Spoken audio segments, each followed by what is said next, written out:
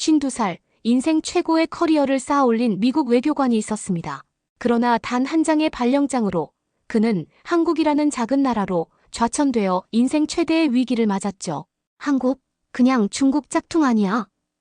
그리고 결국 진실을 알게 된 그의 선택은 전 세계를 충격에 빠뜨렸습니다. 대체 그에게 무슨 일이 일어난 걸까요? 그 전에 잠깐 1초 만에 누를 수 있는 좋아요, 구독, 알림 설정 버튼을 꾹 눌러주시면 영상 제작에 큰 힘이 됩니다. 그럼 바로 사연 시작하겠습니다. 저는 이 봉투를 봤을 때 제 인생이 끝났다고 생각했습니다. 워싱턴 DC의 어느 화창한 오후, 외교부 건물 내 제 사무실에서 받은 인사발령장이었죠. 리처드 하트먼, 주한 미국 대사관 부대사 발령이라는 글자가 차갑게 빛났습니다. 한국, 아시아의 어느 작은 나라, 제 커리어의 무덤이 될 곳. 이게 말이 됩니까? 전화기를 움켜쥐고 외교부 인사과에 항의했습니다. 30년 가까이 중동과 유럽에서 성과를 냈는데 갑자기 한국이라니요? 돌아온 대답은 냉정했습니다. 무뎌진 판단력, 최근 협상 실패, 그리고 새로운 시각이 필요하다는 말뿐. 그날 밤 자괴감에 빠진 채 위스키 한 병을 비웠습니다.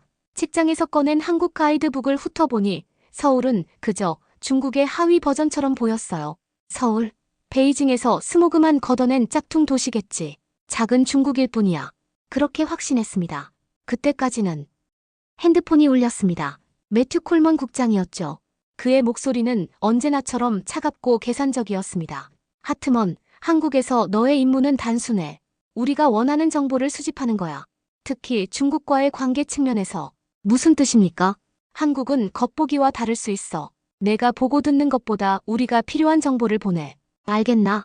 그날 밤 짐을 싸면서 쓴웃음이 나왔습니다. 한국, 중국 옆에 작은 나라, 나를 버리다시피 보낸 거지. 대사관 부대사라는 직함은 있지만 사실상 추방된 것이나 다름없었죠.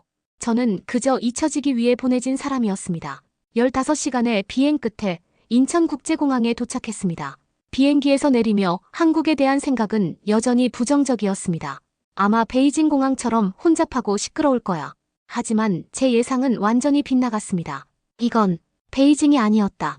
저도 모르게 중얼거렸습니다. 인천공항의 첫인상은 충격적이었어요. 사람들이 자연스럽게 줄을 서서 이동하고 있었죠. 여러 비행기가 동시에 도착했는데도 혼란은 없었습니다. 깨끗한 바닥, 조용한 대화 소리, 그리고 무엇보다 질서정연한 모습이 눈에 들어왔어요. 혹시 귀하는 하트먼 부대사님이신가요? 입국 심사를 마치자 젊은 여성이 다가와 물었습니다. 단정한 정장 차림에 밝은 미소를 띤 그녀는 외교부 소속 통역관 이지원이라고 자신을 소개했죠. 네, 맞습니다만 픽업이 있을 줄은 몰랐네요. 피곤함에 퉁명스럽게 대답했습니다.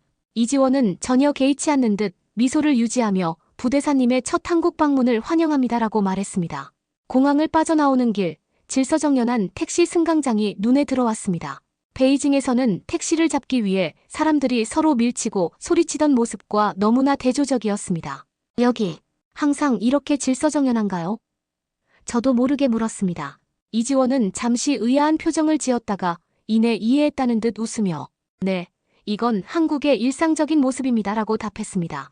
호텔에 도착해 체크인을 마치고 방에 들어서는 순간 제 핸드폰이 울렸습니다. 매튜 콜먼이었죠. 도착했나? 첫인상은 어떤가? 잠시 망설였습니다.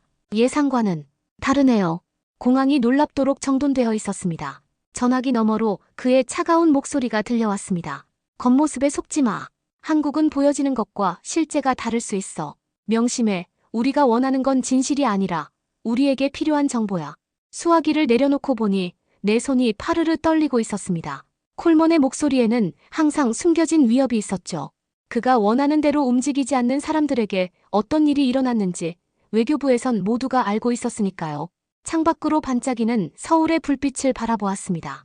제 마음 한구석에서는 이미 작은 의문이 생겨나기 시작했습니다. 부임 사흘째, 이지원의 제안으로 명동을 방문했습니다.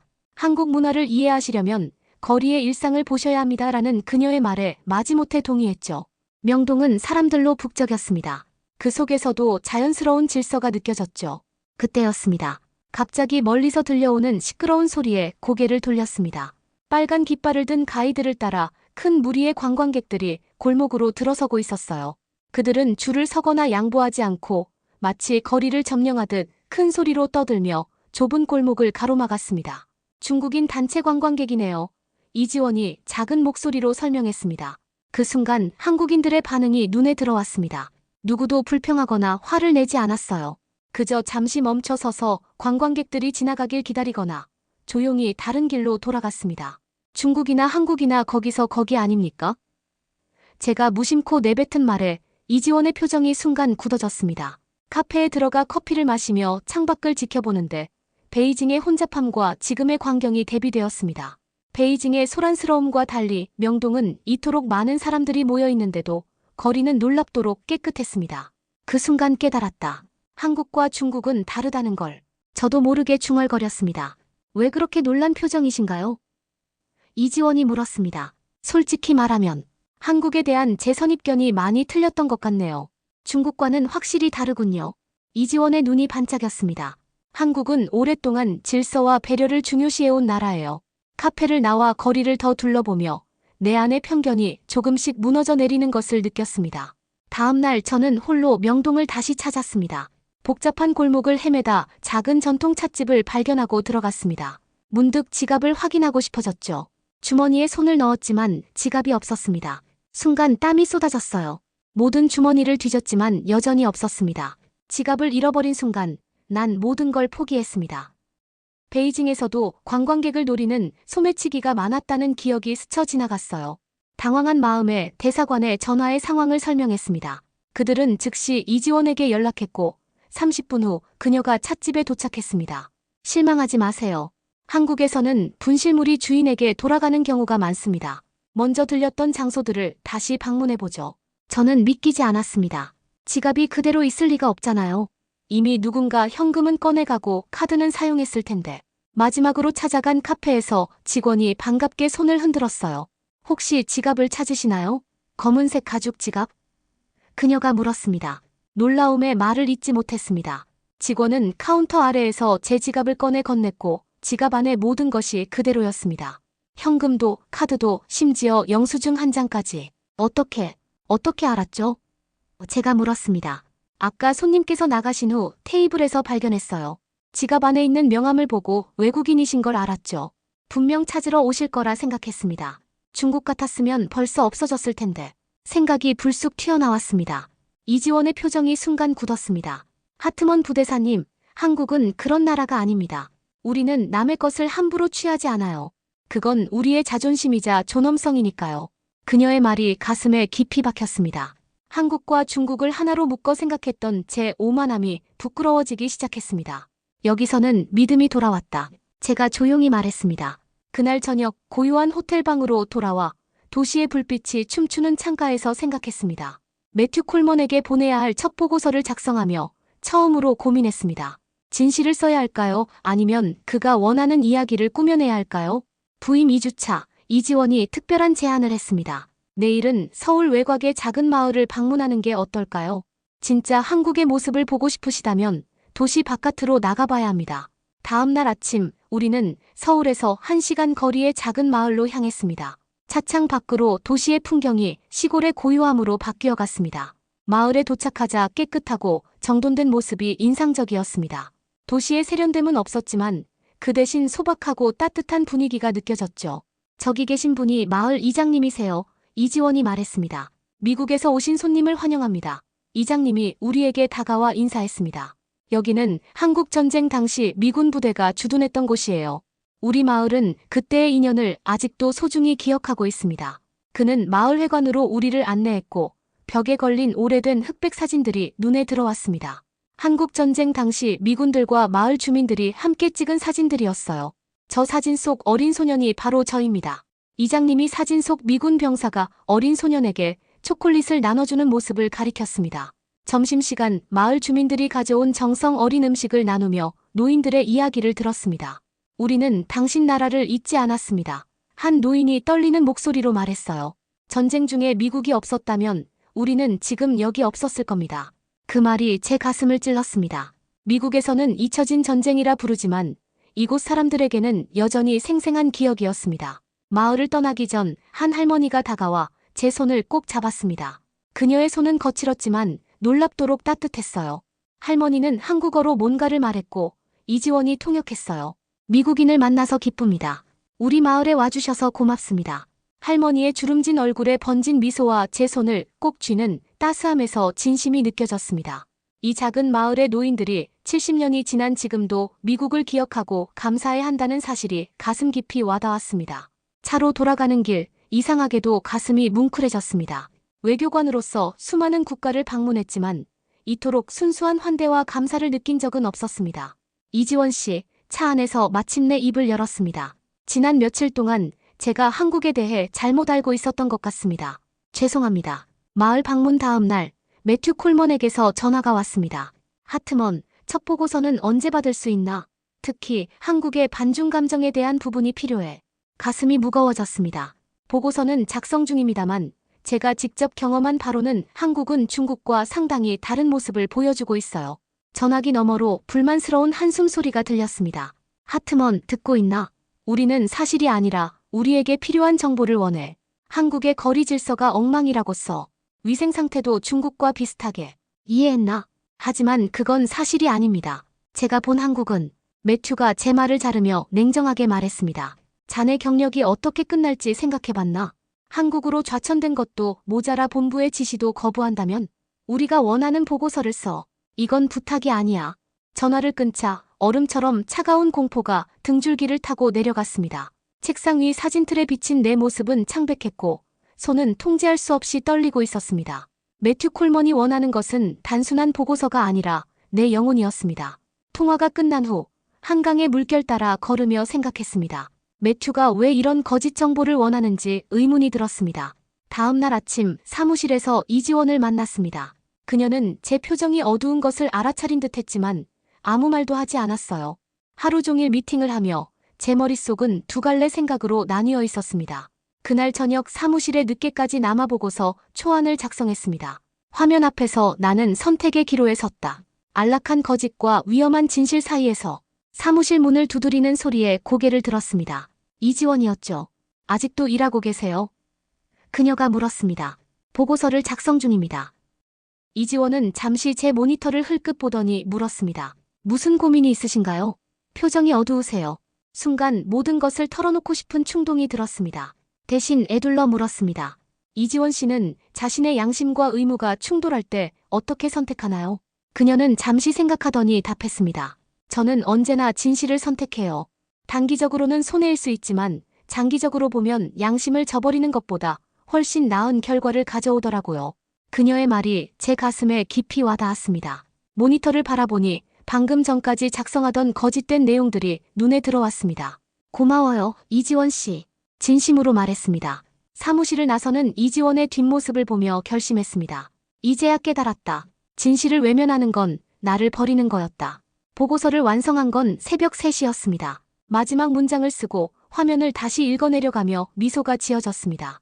한국은 중국과는 명확히 구분되는 독자적 문화와 시민의식을 가진 나라이다. 공공장소에서의 질서와 청결, 타인에 대한 배려, 높은 도덕성과 윤리의식은 한국 사회의 근간을 이루고 있다. 내가 본 진실, 그것만을 썼다. 작은 목소리로 중얼거렸습니다. 전송 버튼을 누르고 침대에 누워 잠시 천장을 바라봤습니다. 두려움보다는 해방감이 더 컸습니다. 마치 오랫동안 무거운 짐을 내려놓은 것 같은 기분이었죠. 아침 햇살에 깨어나는 서울은 활기차게 시작되고 있었고 사람들은 질서정연하게 출근길에 오르고 있었어요. 그 모습이 더욱 아름답게 느껴졌습니다. 전화벨이 울렸고 예상대로 매튜의 목소리는 분노로 가득 차 있었어요. 이게 대체 무슨 짓이야, 하트먼. 내가 분명히 지시했을 텐데. 내가 본 진실, 그것만을 썼다. 평온하게 대답했습니다. 자네 경력이 여기서 끝날 수도 있다는 걸 알고 있나? 그의 목소리가 위협적으로 변했습니다. 커리어가 끝나도 좋다. 진실만이 내 양심을 지킬 테니. 통화가 끝난 후 시선을 창밖으로 던졌습니다. 노크 소리에 고개를 돌리자 이지원이 커피 2잔을 들고 들어왔어요. 어젯밤 보고서 보냈다고 들었어요. 많이 힘드셨겠네요. 그녀가 커피를 건네며 말했습니다. 어떻게 알았죠? 대사님께서 본국과 통화하신 후 매우 놀라신 표정이었거든요. 그녀가 미소 지었습니다. 부대사님 보고서가 상당히 파격적이었나 봐요. 웃음이 나왔습니다. 네, 그럴 겁니다. 제 상사가 원했던 내용과는 정반대였으니까요. 이지원이 잠시 망설이더니 말했습니다. 신뢰가 되지 않는다면 어떤 내용이었는지 물어봐도 될까요? 진실이었어요. 제가 한국에서 직접 경험한 모든 것, 질서정연한 공항, 깨끗한 거리, 높은 시민의식, 그리고 중국과는 완전히 다른 모습들. 그날 오후 대사가 저를 불렀습니다. 그의 표정은 심각했지만 예상과 달리 비난하지 않았어요. 하트먼, 당신의 보고서가 워싱턴에 꽤 파문을 일으켰더군요. 긴장했지만 단호하게 대답했습니다. 사실만을 썼습니다, 대사님. 알고 있소. 그리고 그것이 바로 내가 당신을 존중하는 이유요. 대사가 미소를 지었습니다. 매튜 콜먼과는 오래전부터 견해차가 있었소. 그의 아시아 정책은 항상 중국 중심이었고 한국의 중요성을 과소평가해왔지. 사무실을 나오며 이지원과 마주쳤습니다. 당신은 진짜를 본 사람입니다. 제가 문득 말했어요. 무슨 뜻이신가요? 이지원이 물었습니다. 당신은 시작부터 한국의 진짜 모습을 보여주려 했어요. 그리고 저는 이제야 그것을 보기 시작했습니다. 그날 저녁 한강변 어스름 속을 혼자 걸으며 생각했습니다. 아침까지만 해도 제 커리어가 끝났다고 생각했는데 이제는 새로운 가능성이 보이기 시작했어요. 강물에 비친 서울의 불빛을 바라보며 마음속으로 결심했습니다. 이제 내 길은 하나뿐. 진실의 길. 한국에서의 3개월이 눈 깜짝할 사이에 지나갔습니다. 매튜 콜먼의 예상과 달리 제 보고서는 국무부 내에서 큰 반향을 일으켰어요. 귀국 첫날 대사관 직원들이 작별 파티를 열어주었습니다. 처음 왔을 때와는 달리 이제 저는 그들 모두의 이름과 얼굴을 기억했고 그들의 문화와 생각을 존중하게 되었죠. 하트먼 부대사님, 이 작은 선물을 받아주세요. 이지원이 조그만 상자를 건넸습니다. 상자를 열자 태극기 모양의 작은 금속 배지가 들어있었어요. 한국전쟁 기념 배지였죠. 이건 제가 외할아버지로부터 물려받은 것인데 부대사님께 드리고 싶어요. 외할아버지는 한국전쟁 때 미군의 도움으로 목숨을 구했다고 하셨거든요. 가슴이 뭉클해졌습니다. 이런 귀중한 것을 저에게 주시다니. 이지원이 웃으며 말했습니다. 부대사님은 진실을 보고 말할 용기가 있는 분이에요. 그런 분께 드리는 게 옳다고 생각해요. 파티가 끝나고 호텔로 돌아와 짐을 싸면서 3개월 전 처음 이곳에 왔을 때의 제 모습을 떠올렸습니다. 한국을 중국의 하위 버전이라고 생각했던 오만했던 저는 이제 없었습니다. 다음 날 아침 인천공항으로 향하는 차 안에서 이지원과 마지막 대화를 나눴습니다. 이 3개월이 어땠나요, 부대사님? 그녀가 물었습니다. 제 인생에서 가장 중요한 시간이었어요. 저를 바꿔놓은 시간이었죠. 앞으로의 계획은요? 잠시 생각하다 대답했습니다. 워싱턴으로 돌아가서 계속 진실을 말할 겁니다. 한국과 미국 사이의 진정한 이해를 위해 제가 할 수 있는 일을 찾으려고요. 공항에 도착해 작별 인사를 나눌 때 이지원의 손을 꼭 잡았습니다. 고마워요, 이지원 씨. 당신이 아니었다면 저는 여전히 눈을 감고 살았을 거예요. 아니에요. 부대사님이 스스로 눈을 뜨신 거예요. 저는 그저 옆에 있었을 뿐이죠. 비행기에 오르고 창가 자리에 앉았습니다.